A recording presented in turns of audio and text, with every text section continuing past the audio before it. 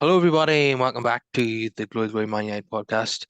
I'm your host, Kyle Quinn, and I'm going to be talking about Man United's redemption against Real Betis last night. And joining me today is journalist and broadcaster Callum McFadden. Welcome to the show, Callum. Great to be back, Kyle. Really looking forward to it and talking all things Manchester United after a hectic week for the club. Yeah, it was a real downer on Sunday, and players were under pressure to deliver a performance last night, and they certainly did that. It was 4-1, probably could have been more. I'm really pleased with how they played collectively and individually. Lots of really exciting individual displays. Fernandes came in for a lot of criticism after the Liverpool game, but he delivered a real captain's performance against Betis. How impressed were you with Fernandes last night, Callum? I think he showed a superb amount of resilience to bounce back from what was a tough day for the team on Sunday. Of course it was, but it was particularly difficult for him. A lot of people within the media have talked about his captaincy. A few pundits have said he should never captain United again. So there was a lot of focus placed upon him as an individual going into this game, and I thought he handled the game very well. I thought he played a star role on the night, not only but with his own performance, but by being there for his teammates and never giving in, which I thought was the perfect way to answer back those critics. Yeah, and Wout Weghorst finally got a second goal for United. It must have taken about 14 or 15 games, and the celebration was like a fan scoring at the Stratford end. It was so pleasing to see him score. He took a criticism for touching the "This is Anfield" sign from some people. So I was delighted to see him getting the score sheet because, he might not be Man United quality, but for the short time that he's here, he's been working really, really hard and can't fault him, and he's a real likable guy. So I'm pleased to see him get on the score sheet with you. Yeah, absolutely was. He reminds me of Ode Nagalo in the sense that he might lack some technical quality that you would associate with a traditional Manchester United forward, but what he lacks in maybe the technical class, he makes up for in endeavour and work rate for his teammates. He's a very selfless player. Again, for me, Gallo was very similar. And when he scored last night, as you say, Kyle, you can see how much it means to him as an individual, and especially after the horrors of last Sunday, just seeing that emotion pour out from him is something that many fans will resonate with, because if we were on that park, that's the way, as you said, Kyle, we would react. And it's one of those where he's here only on a short-term deal, but he's given his all, and that's all we can ask for, given the budget constraints that the manager was working with in January. Yeah, yeah, definitely.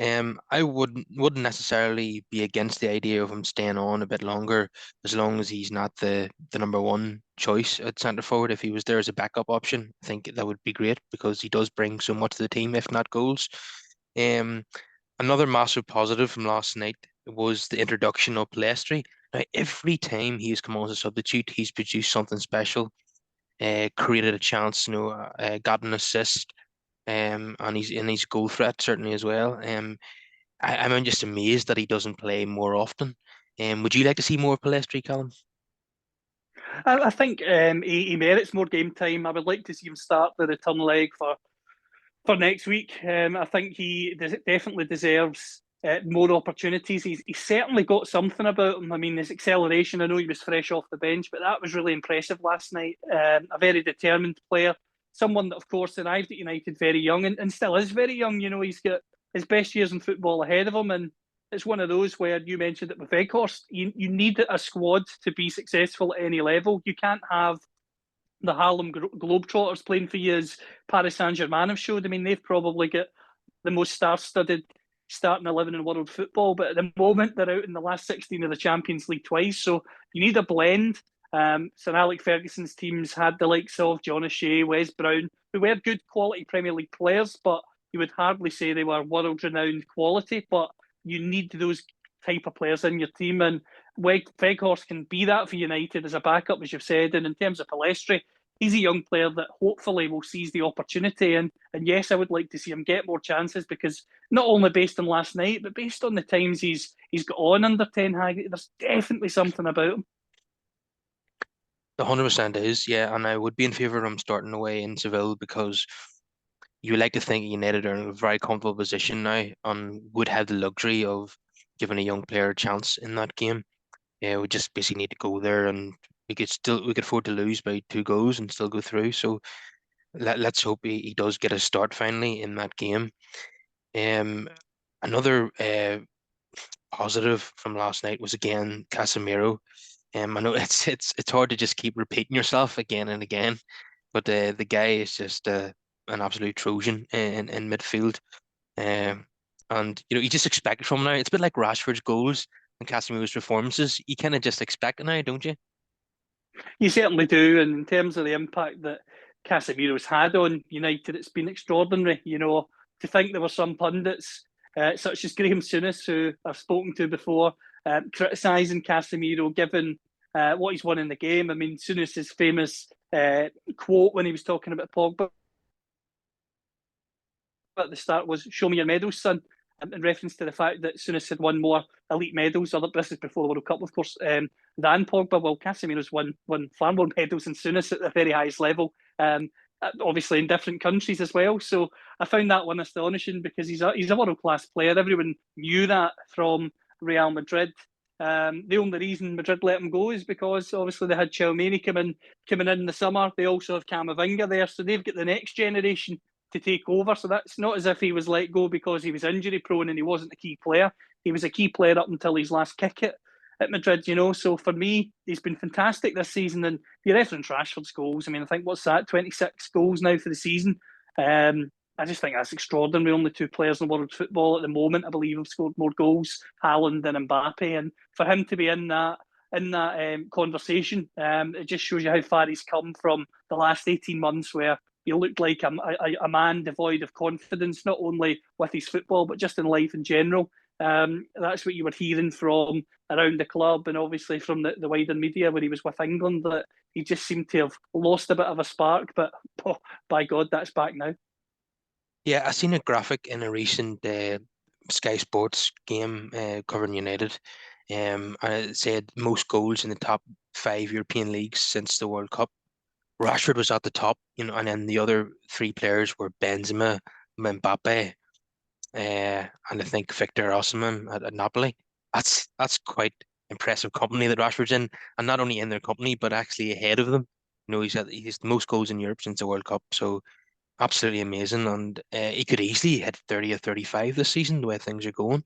And if he was able to do that in the following seasons to come as well, then you'd have to say he's one of the top forwards in European football, wouldn't you?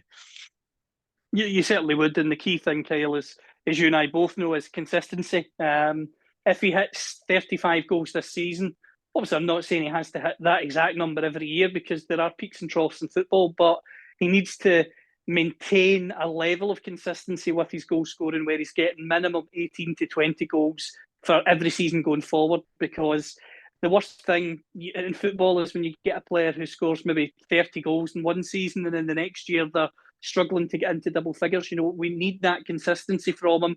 But crucially, if United strengthen in the summer in the forward department, which they have to do, you mentioned again Weghorst, who has been doing well, but shouldn't be the long-term first choice, then you've got to hope that that could help Rashford. There's a lot of talk, of course, of Harry Kane, given the fact that he'll be in the last 12 months of his contract as of the summer. So they've played together for England. He played well for England in the brief minutes that Southgate gave him at the World Cup. So it certainly would be interesting to potentially see those two link up for United as well as their country.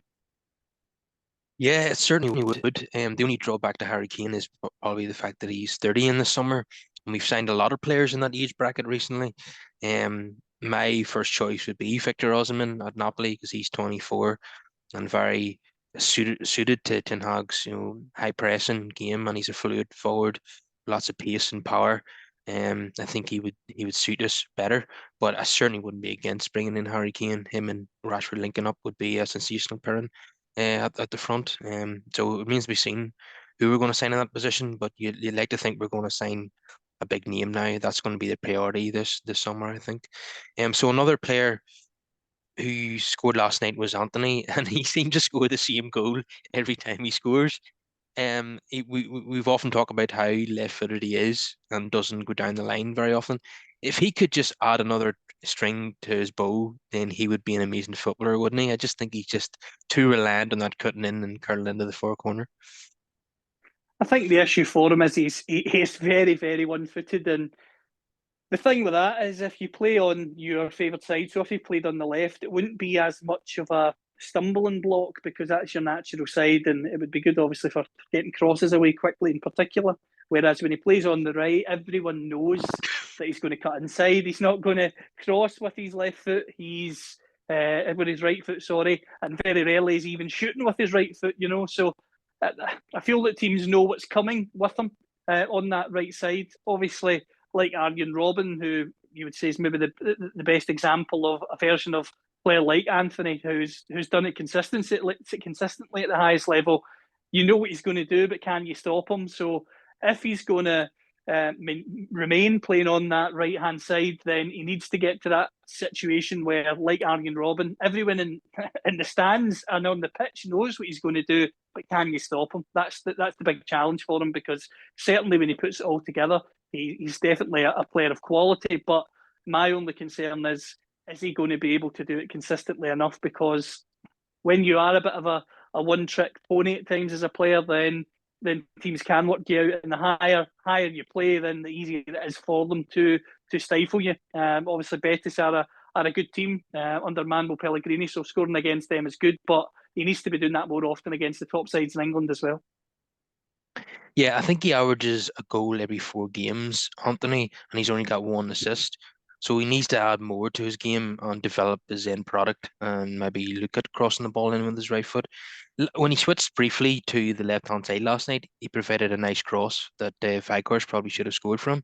So he looks like he potentially would be comfortable out on that side and could provide some really good service for the forwards if he went out there. Because sometimes during games, him and Rashford switch wings, so it's certainly something I would be in favour of seeing more of. Now one drawback to last night was David De Gea's kicking, that's been criticised quite often. And last night it was probably the worst I've ever seen. We've got away with it so many times this season when De Gea tries to play a pass and just gives it straight to an opposition player.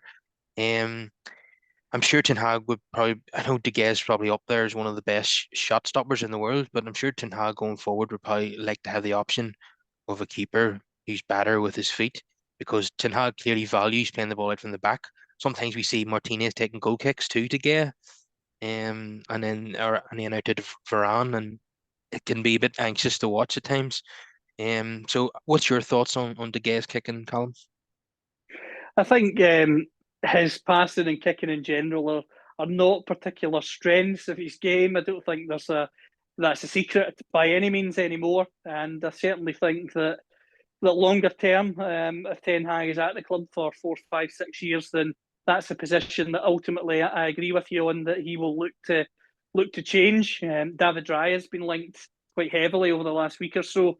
Obviously, currently in the Spain squad, whereas De Gea isn't. But for me, he's had a really good season, and he has got back to close to his best form, and he's probably done enough to remain at United. However, I do think he would have to take a pay cut even if he wants to remain because the contract that he was given last time around was was fantastic for his point of view, the highest paid goalkeeper in world football. But as good as he's been, I don't quite think he merits that level of remuneration anymore because he's obviously getting older and he has limitations to his game within the system. So I think a deal could be worked out for him to stay, but I certainly think longer term United will look to evolve that position with someone new. Yeah, and I think the Brentford goalkeeper is available for free in the summer, so Ten Hag might explore that one and certainly bring him in as either number one or certainly good competition for De Gea and give him another option there. So we'll wait and see. And I do think De Gea will take a pay cut. That seems to be the noises coming from his camp. So that certainly would be admirable if he did that. Another big talking point at the moment is the fullbacks. Shaw and Dallow had horrendous games at Anfield. The same team was picked last night. Not everybody was in favour of that, but it worked out. Ten Hag wanted to give them a second chance to prove themselves. But as Luke Shaw is a fantastic footballer going forward. Sometimes his one-on-one defending is lacking. Like last night for the Betis goal, he was far too narrow.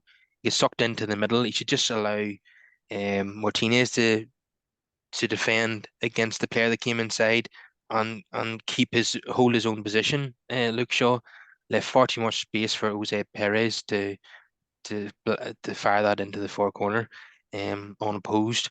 And Luke Shaw does come inside far too much. But Shaw as an attacking player is one of the best in the league in that position.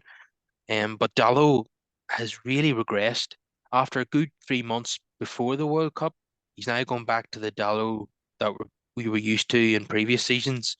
Not very good as a one-on-one defender, and not brilliant going forward either. He got absolutely destroyed by Saint Maximin in the Carabao Cup final. He had to come off. He had a nightmare at Anfield and was partly at fault for the first goal. He'd be taken off again last night. And Wan-Bissaka for me, he's been in great form since the World Cup, and I think he deserves to be starting at the moment. What's your thoughts on it then?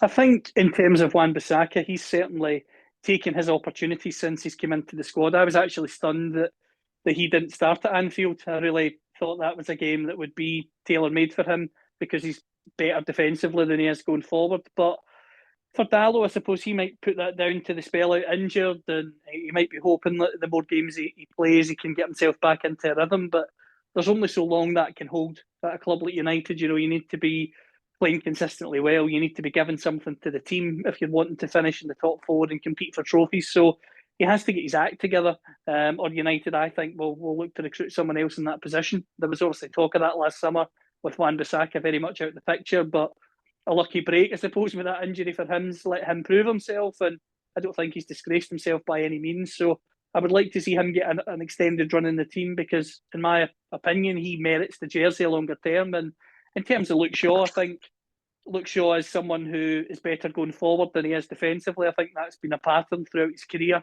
The one thing that frustrates me at times is he tends to occupy the same space as Lisandro Martinez, which can be frustrating to watch.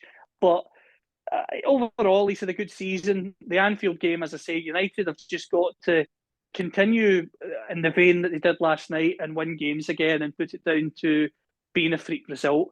If this was United of a couple of years ago, they would have lost the game last night, and the whole negative spiral would have continued and continued and continued to the point where any momentum that was built would be very quickly lost. Whereas under this manager, you win last night against a good Betis team who are close to qualifying for the Champions League and La Liga. They're no mugs, and hopefully you can build from there in the Premier League against Southampton. Yeah, I would certainly go with the back four at the moment of Wan-Bissaka, Varane, Martinez, and Shaw. And I'm not against Malacia deputation for Shaw on the odd occasion too. He's a very tenacious young defender. Probably doesn't offer as much as Shaw going forward, but he's certainly very capable. Dalot is really out of form at the moment, and Wan-Bissaka deserves his place for me. And I like you, I was baffled that he didn't start at Anfield. Thought the result might have been different if he had played. I don't certainly don't think we'd have lost 7-0 if he was. The first goal might not have happened for a start, but yeah, Wan-Bissaka came on half time again as he did in the League Cup final, and was excellent. Um, and this may be controversial to some supporters, but if we are going to move one of them on and bring in a new fullback this summer, it would probably be Dallo. I think his contract's running down. 1 year left in his deal, maybe this summer. I would consider maybe selling him and keeping Wan-Bissaka because there's not many fullbacks out there with the one-on-one capabilities of Wan-Bissaka, and I wouldn't want to lose that asset. So if we're going to get rid of one, I would nominate Dallo. And one fullback that's consistently being linked with a move to United, someone you'll be familiar with, is Jeremiah Frimpong from Bayer Leverkusen. What do you think about him? Frimpong is someone obviously I followed closely when he was at Celtic. Developed well during his time at Celtic, and he obviously earned the move to Leverkusen, and he's kicked on again. A very attacking fullback, so the opposite of Wan-Bissaka in the sense that he will look to get forward at every opportunity. He's very quick. He's very confident with the ball at his feet. He likes to get into goal scoring positions. Crosses very well too. Defensively, um, very much like a Kyle Walker in the sense that you could say, looking at him, he could be caught out of position defensively, but he's got the pace to get back in and recover well, which is going to be key, because if you're playing high up the park, which United under Ten Hag want to do, then having good recovery pace is always going to be useful. So I don't think that would be too much of a problem with him. Obviously spent time at Manchester City in their academy structure as well, as a youngster before he arrived at Celtic. So he's someone that knows English football, knows what's expected within English football, and given the fact that he's been a star performer at Leverkusen in European football as well as domestic Bundesliga football, that would be a signing that I certainly think would be a good one to make at the right price.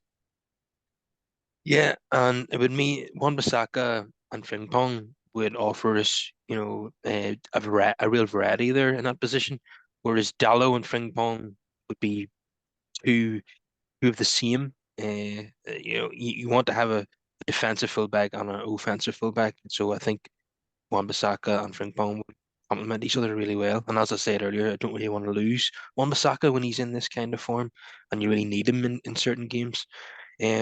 So just player ratings very quickly. So a massive improvement on the weekend. So David De Gea 6, Jallo 5, Varane 7, Martinez 7, Shaw 7, Casemiro a 7.5, Fred 7.5, Bruno an 8, Rashford an 8, Anthony 7.5, and Weghorst give him a 7.5 as well. And Plessy for his cameo certainly would get a 7. McTominay a 6. Malacia 6, and Wan-Bissaka a 7. And Ten Hag would get a 7 for last night as well. I would assume now that United have 1 foot in the next round now into the quarterfinals. They just have to go to Real Betis, or sorry, Seville, and be professional now and get the job done. Just go there, and if they score one goal, that probably kills it off. And they could probably afford to go there and play for a draw, but it's hard to know it's what way Ten Hag's going to approach it. But United would need to be a massive collapse, wouldn't it, to be put out of the competition from here?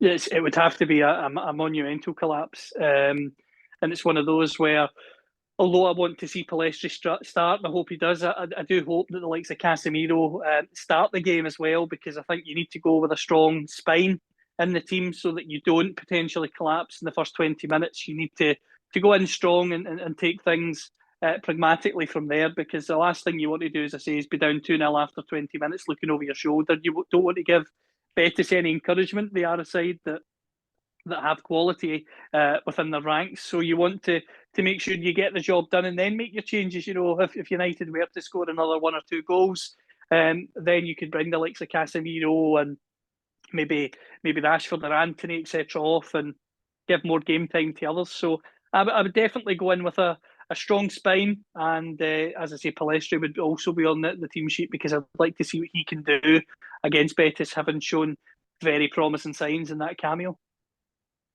Yeah, I think it would be fantastic for the young lad to get a start, and that seems like a really good opportunity to make that happen. I just want to mention Joaquin, who's 41 years of age and playing number 10 for Real Betis is incredible. And I've seen a retweet that you put out about when he made his debut for Real Betis. United beat Bradford 6-0, and the likes of Barthez and Silvestre, Andy Cole and Taddy Sheringham were in the United team that day. That's incredible longevity, isn't it, from Joaquin? It's unbelievable to still be playing at that level after all these years is nothing short of extraordinary. I mean, as soon as I read Barthez' name in that tweet that I saw last night, it just brought a smile to my face. I thought, how many keepers have United had since Barthez? That have come in and had the opportunity.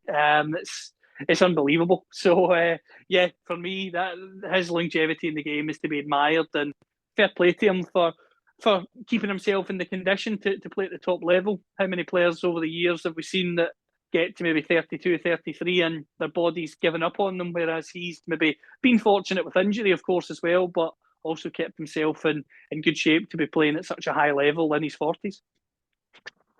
Yeah, there can't be many players still playing at the top level who played in the 2002 World Cup in Japan, South Korea. He must be the only one who's still around. Uh, it's amazing. You like their top level managers who are younger than him, and I want to see his last night. He went past Fernandez and Luke Shaw like they weren't there. He's a 41-year-old man. This is incredible. Yeah, so you know, more power to him. But hopefully they don't go through in the next round. They're doing really well, aren't they? In the Liga, they got a 0 draw against Madrid last weekend, and they're fifth in the table. Um, they recently lost crucial. Was it Fakir? They lost him to injury recently. Yeah. They do have a really decent side there, and they could well end up in the fourth position this season. Yeah, they're only 3 points off Sociedad in fourth. They're even only 4 points behind Atletico Madrid, which is admirable given how much praise Simeone's had over the years. So Manuel Pellegrini for me, I know he was at Manchester City, but he's a manager that I admire.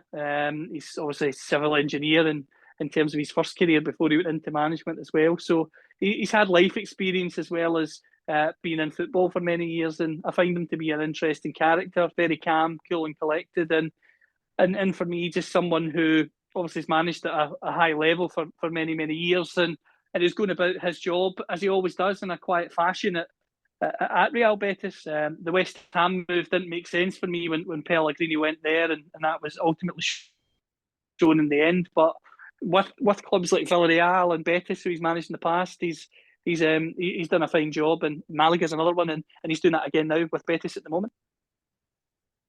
Yeah, he certainly is. He's certainly got something about him as a manager. So United will move on now to Southampton on Sunday. Southampton are in a wee bit of form at the moment. The I think they might have won their last two games. They certainly won at Stamford Bridge quite recently. Bit of a resurgence from them. So United need to be, as Ten Hag said in his press conference, United need to be at their very best to win this game because Southampton are going to be fighting for every single point, to stay in the Premier League. So there's no room for complacency here, is there?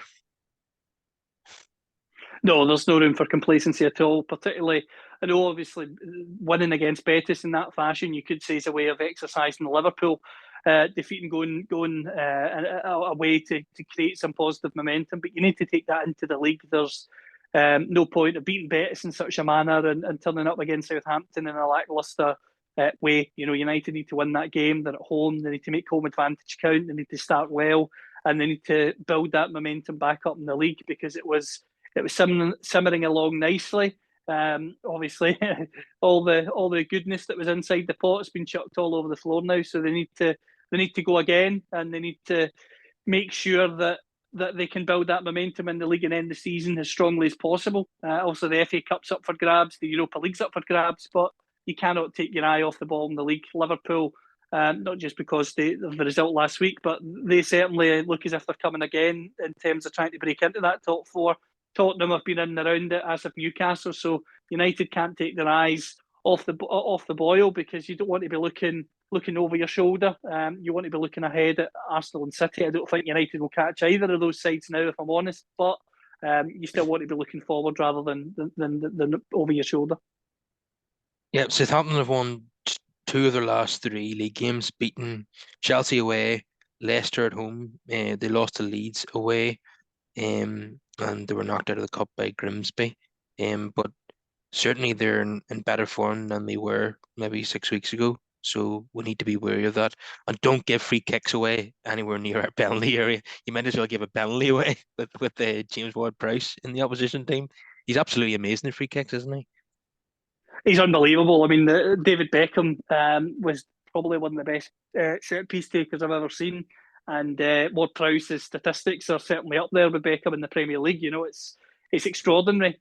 He just, as soon as he steps up, he's got such a calmness about him. The technical ability speaks for itself. But the one against Chelsea recently, where the free kick's given, and looking at him as he's about to step up, you just think to yourself, "Wow, he's cool, calm, and collected." It's almost like a penalty for him when they get a free kick. He just steps forward and does his thing, and more often than not, it ends up in the back of the net. So totally agree with you.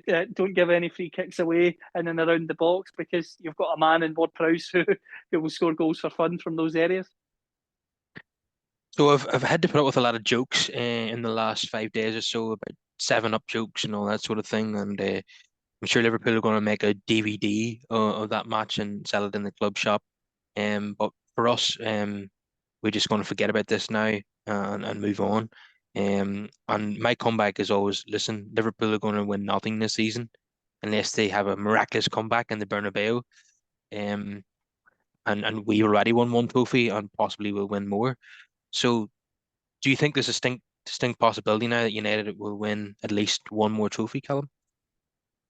I think they should be in the hunt, obviously, to do that in terms of the Europa League. Obviously, sides that are left in, they've still got Arsenal at the moment in there. Obviously, Sporting are very much in that game. Juventus are taking a lead in to the return leg against Freiburg. So there's certainly teams in there that will trouble United. In the latter rounds, should United obviously get the job done over in Seville, but United have to be looking at the Europa League and saying we're as good as any of these teams in the competition.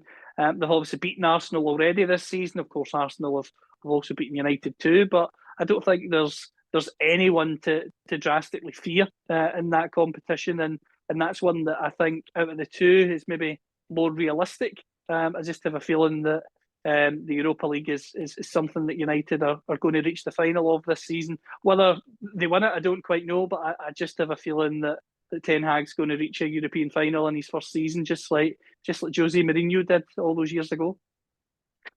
And just as you mentioned, Jose there, I have a feeling we're going to come up against Jose's Roma at some point in this competition. It's just you can just see it, can't you? It seems written in the stars. In terms of Mourinho, I know obviously Graham Potter has got a great result against Dortmund. I don't know what it is. I just see Mourinho back at Chelsea for a third spell if that was to go wrong. I don't know why. I just have a feeling that Mourinho's going to end up at Chelsea or even PSG. I certainly think that he's got another massive job in him. Roma, he's doing a good job. He's fighting obviously for the European places there. And yeah, if he comes up against United, I don't think he'll need any extra motivation. That's for sure. Yeah, Roma would also pose a threat to United, Juventus and Arsenal, like you say. But I think United would have the beating of Juve at this moment in time. Arsenal would probably be prioritising the Premier League over the Europa League. They do tend to make some changes in that competition. But then you can't rule out Sevilla either. It's their competition, isn't it? You know, the Champions League is Real Madrid's competition and Europa League is Sevilla's competition. So it's just something about them in this tournament that they're just very hard to beat, Sevilla, aren't they?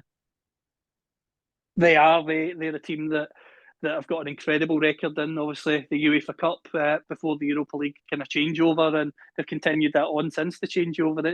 It's remarkable when you look at their record. It's as if even there was a joke when they went into the Champions League that they would be desperate to finish third in their group so they could get back down to the Europa League. They're a team that certainly are dangerous, and as I say, that record speaks for itself. Amazing. And Union Berlin are in the competition this year, and they're playing another Unions in Gallies from Belgium, and they had a 3-each draw last night. That's seems like an amazing tie. So lots of exciting prospects for United if they get through against Real Betis. Um, so obviously the FA Cup is another possibility for United. Now Fulham at home, yet another home draw for United in the FA Cup. I can't remember on the League Cup included.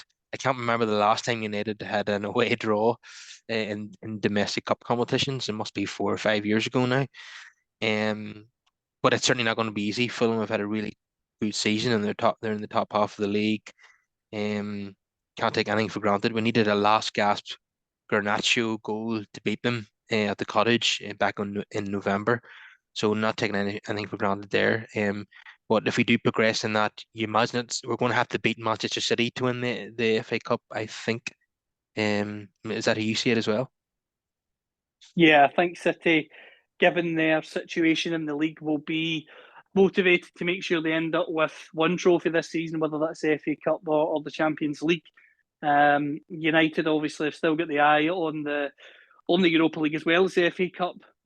City could come back into the title race, although I just think Arsenal will get that done with so little games to go. But stranger things have happened in football, as we all know. But yeah, no, City would be the team that would cause United most problems in the FA Cup from the remaining sides for sure. But Fulham, to be fair, I would not be taking them lightly either, because they're in a very good position in the Premier League.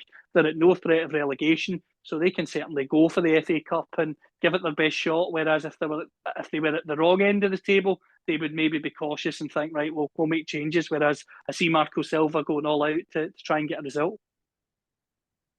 Yeah, I do. I think that'll be a tough game. Hopefully United can get through it. Maybe it's 2-1 or 3-2. But I certainly think that Fulham will come to attack and put us under pressure, and I think they will score. So we'll have to be at our best to win that game also. Something else I just want to quickly mention before we go is Michael Carrick at Middlesbrough. What an amazing job he's done, and still in the hunt for automatic promotion. Seems that has really got something about him as a coach, doesn't he? He does, and it's incredible to see that, because he's someone who obviously, along with Kieran McKenna, was getting a lot of stick when he was on the staff at United, but the players always spoke highly of them.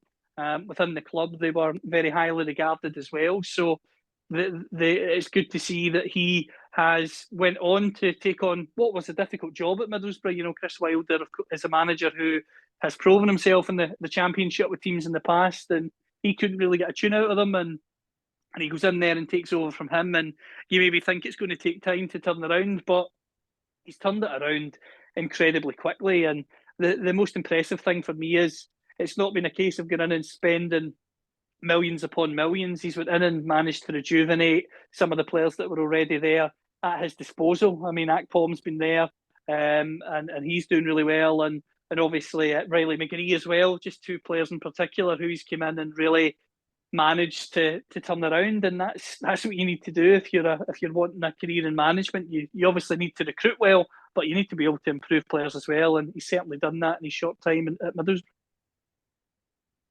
Okay, if everyone could please subscribe to the podcast, drop us a like on the video, and get your thoughts in the comments. And it has been an absolute pleasure to have you back on the show again, Callum. Oh, it's a pleasure. As you know, I always love talking football with your good self, and keep up the great work. And I would echo what you say. I would encourage everyone to subscribe, because you do great work, and you don't go for the clickbait that some other people do. You go in depth about what's going on at United and within football, and the more the merrier in that regard. Yeah, thank you very much, Colin. That's very flattering. Yeah, it's been 6 months since I had you on, so hopefully it's not 6 months till you're on again. Absolutely, anytime. Okay, see you later.